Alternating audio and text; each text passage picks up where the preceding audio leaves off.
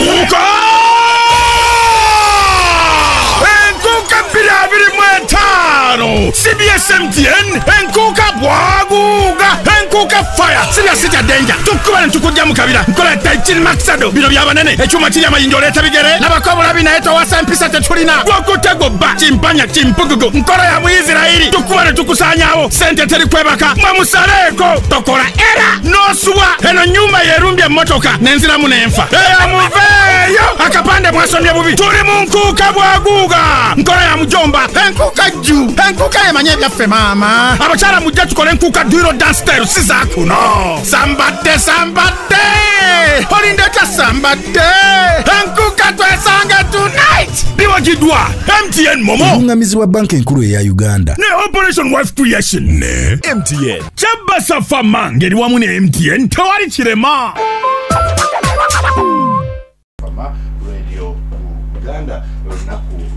lunakuna bera mgana nge Dr. Sam Kaziwe gatula bichiri kuzama ulire yawa sebo kamusabe olamuse kubatuliza ampuliriza nkulamuseza era nenkwanza programu eno wiki wedde twalabanga bannamagye mu ggwanga erya Guinea Bissau bavunika gavumenti era bwe twogerera balayiza General Potter okuba president okumala omwaka mulamba embeera eri etya bukya General Potter alayizibwa kuba president. General Potter olwalayiziddwa nakkiriza gwe yasikiddwa bago bawambye Brigadier General Embalo Sisoko agende mu buwanganguse mu ggwanga ery'okumuliraano erya Senegal. Wabula bwe yatuuseeyo ate Ssaabaminisita wa Senegal Sonko n'agamba nti okusinziira ku mawulire ag'ekikesi gaafunye Guinea Bissau tewabadde kuwamba gavumenti kabadde kabadi wakati wa Embalo Sisoko ne bannamagye banne basazeemu okulonda naye ne bakkiriza okubudamya Embalo Sisoko era Sonko bwe yali ayogera mu palamenti ya Senegal Olwokutaano olwedde yagamba bo kye baagala ng'aba ECOWAS n'amawanga gali ku muliraano baagala ebyava mu kulonda birangirirwe Guinea Bissau efune omuwanguzi. So Embalo Sisoko wetwogerera ali mu buwanganguse naye General Potter nga bw'oyogedde yalayizibwa era n'asuubiza wakufuga omwaka gumu ne ECOWAS ekyasimbye Nakakongo era n'okubagoba babagobye mu kago ku Lwokutaano ECOWAS yagoba Guinea Bissau n'African Union negoba Guinea Bissau okutuusa ng'obukulembeze bukomyewo mu mikono gy'abantu aba bulijjo. Era ekirala obunkenke bweyongezi buli lunaku olukya mu Guinea Bissau olw'ensonga eziwerako nti ekisooka kyekyo ekyokubagana empawa ku kyokuba gavumenti yawambiddwa oba kabadde kabadde. Kakati n'abali mu buyinza abakulemberwa General Potter ate ne bongera obunkenke olw'obukwakkulizo obw'enjawulo bwe bataddewo ekyokulabirako kafyu akyaliwo nnyonyi bazikiriza okuddamu okutambula naye enkuŋŋaana zonna zaawereddwa tokkirizibwa kugamba nti tuzze okulaga obutali bumativu olukuŋŋaana olwa buli kika lukyaliko envumbo olunaku olwaleero. Kati eggulo gavumenti ya Nigeria yategeezezza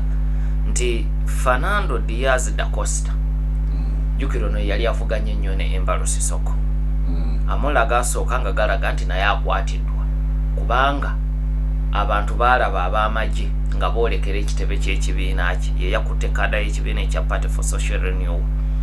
Kati ku lunaku lwe bawamba amagye gaayolekera ekifo kye ekitebe ate nga mu kiseera kyekimu ekibiina ekirala ekya African Party for the Independence of Guinea and Cape Verde kyekibiina ekibadde kisinga obugundiivu mu Guinea era ne Embalo Sisoko kye yavaamu era kyekyakulembera Guinea mu kufuna obwetwaze. Kati kandidate waakyo tumujjukira Domingos Pereira twamwogerako wiiki ewedde nti baamugaana okwesimbawo.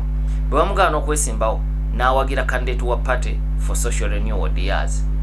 Kati Pereira baamusanga ku kitebe ky'ekibiina kye n'akwatibwa n'okutuusa kati akyali musibe. Kati amuli kwe kuyitingana nti ne Diaz amagye galabika gamukutte so nga ye bw'agalengera yeemulula n'adduka mu kudduka. Kati kye twategedde jjo yaddukira ku kitebe kya Nigeria mu ggwanga erya Guinea-Bissau. Kati jo Nigeria yakakasiza nti ye omukulu ffe tumulina, ffe tumukuumye, era minisita ow'ensonga ez'amawanga amalala mu ggwanga lya Nigeria Yusuf Tuga yawandiise ebbaluwa mu butongole ng'agiwandikira omukago gwa ECOWAS ng'abategeeza nti ku kitebe kyabwe mu ggwanga lya Guinea-Bissau mwe bakuumidde Diaz tukubanga kasita afuluma abamagye bajja mukwata nga bakwata Domingos Pereira. Era mu bbaluwa eyo yagambye nti the decision to accommodate Mr. Fernandez Diaz da Costa in the Nigerian premises underscores our firm commitment to safeguarding the democratic aspirations and the sovereign will of the good people of Guinea. Nti ekikolwa kye baakoze okubudamya da Costa kigumiza omulamwa gw'abannansi ba Nigeria ogw'okulabanga demokrasiya atebenkera mu ggwanga erya Guinea-Bissau. Ebbaluwa gye yawandiikidde President wa ECOWAS Commission Aliyu Omar Toure n'amugamba nti mu mutima ogwo mwe twakikoledde ffe nga bannansi ba Nigeria tulumirirwa demokrasi wa Guinea-Bissau. N'olwekyo ekyo twakikoze kubanga tulafuba n'okulabanga demokrasi oyo tanyenyezebwa. Era bw'atyo n'asaba ECOWAS ebaweereze n'eggye ly'omukago ekigendererwa ekisooka kubayambako kunyweza byakwerinda ku kitebe amagye gano galeme kuyingira kuba ndowooza ayina endowooza tibayinza okwagala okukozesa eryanyu okuyingira ekitebe okumujja. Of course kimenya amateeka g'ensi yonna okuyingirira ekitebe, naye olw'okwongera okugumiza ebyokwerinda omuganda nga bwaga nti okwerinda si buti ensanafu etambula egaludde amanyi. Minisita wa Nigeria asaba ECOWAS esindike yejje okuuma batandikire ku kitebe kya Nigeria kubanga ekitebe ekyo kyekibudamiza da Costa omukwabo abavuganye ennyo ne embalo mu kulonda okwaggwa. Ampuliriza era ku lunaku lwa bbalaza njogedde nti obunkenke bukyali bungi. Waliwo ttiimu ya ECOWAS eyajja mu ggwanga erya Nigeria si magye, jjukira minisita yasabye magye, minisita wa Nigeria asabye magye gabakuumeko, naye ate waliwo ttiimu ya ECOWAS eyakulemberwa minisita wa Sierra Leone ow'ensonga ez'amawanga amalala Alhaji Musa Timothy Kaba eyali mu nsisinkano ne bannamagye bano ku bbalaza ng'era babagamba kimu, twagala muweeyo obuyinza, twagala mukkirize akakiiko kalangirira ebivudde mu kulonda. Ensonda ziraga nti okuwanyisiganya ebisongovu kwali kungi wakati wa bannamagye ne ttiimu eya ECOWAS eyajja ku lunaku olwa bbalaza, era tewali kyamaanyi kye bagusa kubanga bulijjo tubalabye mu nsi gye bawambye gavumenti bwe batuuka kukukkaanya banguwa okufulumya ekiwandiiko ekyabawamu tyatukanyiza bagenda kufugayo emyezi 6 bwe ginaggwa bajja kubanga bateeseteese okulonda n'ebirala ebigwa mu kkowe eryo. Kati bano bayawukanye nga babigo bafulumye tebakanyiza bo bannamagye bakyalemedde kubaagala omwaka gwabwe mulamba basooke bagufuge. Kakati ampuliriza nkugambye nti Sonko bwe yali ayogera ne Parliament ya Senegal, oyesa minisita wa Senegal bwe yali ayogera ne Parliament y'ensi ye ku lunaku olwokutaano yagamba nti kyebaagala bo ng'abakulembeze bamwanga galiranyewo akakiiko k'ebyokulonda kalangirire ebyava mu kulonda. Wabula ab'akakiiko bategeezezza olunaku olw'eggulo ku lunaku olwokubiri bategeeza nti ekyo tekigenda kusoboka nti kubanga ab'amagye mu kuwamba ekigendererwa kyabwe ekikulu kyali kyakukyankalanya kalulu, era ekyo baakituukiriza nti kati ne baba baagala okulangirira tebayina byakulangirira. Biba biyina amakulu singa bibawa ebiri kubanga ke kazito ECOWAS keteekawo singa weebiri yo ECOWAS egamba babirangirire era eyalangirirwa alayizibwe kuba president kubanga ekyo ne Sonko kyayo overtaking ekyokuwamba bo tebakkiriza byakuwamba bino. Era Sonko yabudamya embalo kye yayogera ng'amaze okukkiriza omubudami n'agenda mu Parliament n'agamba Senegal tewabadde kuwamba gavumenti bali mu bubadi ffe kyetwagala akakiiko kalangirira ebyokulonda. Kati ku lwokubiri akakiiko omu ku bakakulembera si ye ssentebe naye omu ku ba commissioners Idrissa Diallo yategeeza bannamule nti ekyo tukyagala naye tekijja kusoboka abamagye ekigendererwa kyabwe kyali kyakugootanya nteekateeka yonna ey'okulonda naga nti bwe bawamba bajja ku kitebe ky'akakiiko ne boonoona buli kiwandiiko kye baasangawo tebaakomawo ne bagenda ku kompyuta ne saava ne bagikyankalanya kugamba saava kwe baali baterese ebitali ku mpapula nayo yennyini ne bagigootanya kyokka n'empapula nazo ne bazigootanya so ne bw'obaagaza balangirire bye balangirira tebabirina Dijalo yagambye nti tekikomaawo ku kitebe kyabwe kuliko abakungu 45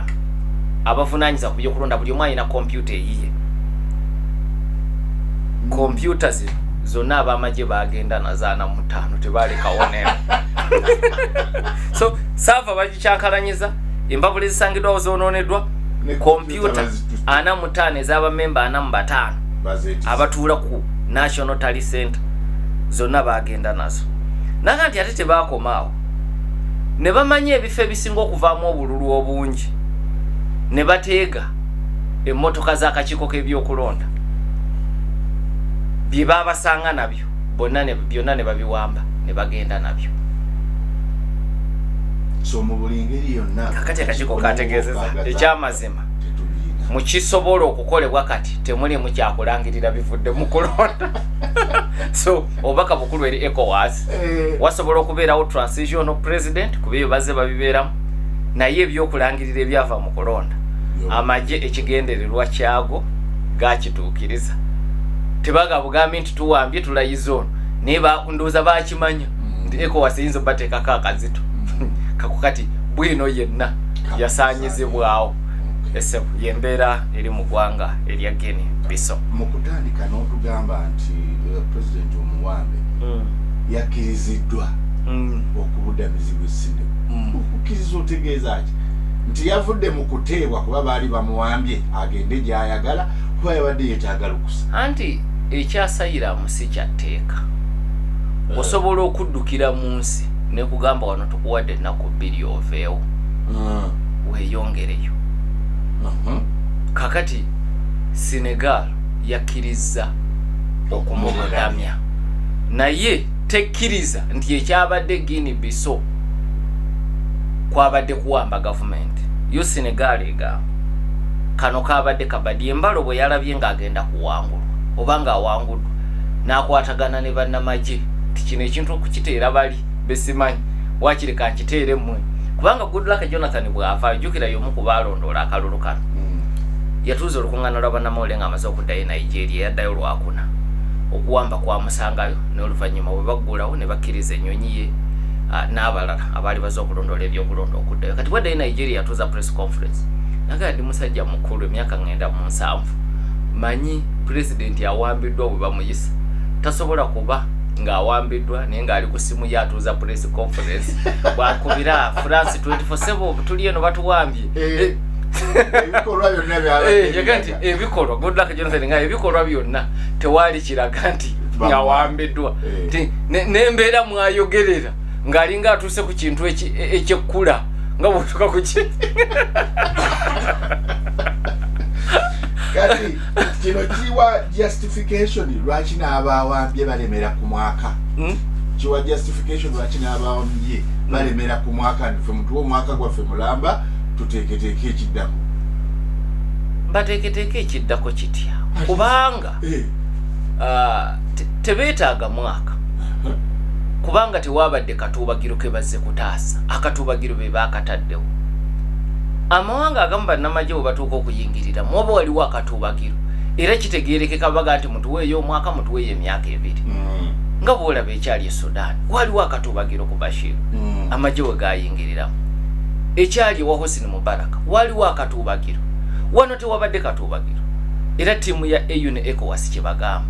kubanga bano beekwasa nti ababiri ku bbalaza buli omu yali amaze okwerangirira nti yawangudde Diaz nani ne Embalo Sissoko bano bagamba bo bennyini kasaba mala okuwulira ebyo ne basisinkana omu ku omu kwabo ne babakakasa nti abiri byabufuzi fa akakiiko gwe kanaalangirira gwe tugenda naye kati ekibuuzo ekiro lwaki amagye tegaleka akakiiko ne kalangirira bo balyoke bagambe nti balina katuubagiro ke bataasa so mufunze tewali katuubagiro ke bataasa bo benyini bebali mukatubagiro manyi binayisa ngakomyo mu kinana mu nsanvu mwenda nga asikidde Yusuf Role yagamba nti Obote jukira yali munywanyi w'Obote yabagane Pigeon Hall Constitution naye emyaka nga giyise ate yakolokota Obote naga nti Obote mukaga musanvu yalangirira nti Uganda eri mu kabenje naye nga Uganda si yali mu kabenje ye yali mu kabenje kati ate bwe banzikiza ya Buisilamu agibwako hadiisi kuba oyo Obote gwe yakozesa okubaga Pigeon Hall Constitution naye wano ng'akomyewo mu 798 agamba Obote ye yali mu kabenje naye n'akiteeka ku nsi yonna kakati binayisa kyeyogera ku Obote era ndowooza binayisa gwe yakozesa okumutaasa ku mbeera eyo kakati na wano amagye ndowooza ge gabadde mu kabenje nga geeraliikiridde tuddawa nga Diyaza akutta obuyinza kati akabenje ne bakateeka ku nsi yo nga Guinea Bissau tebadde na kabenje kota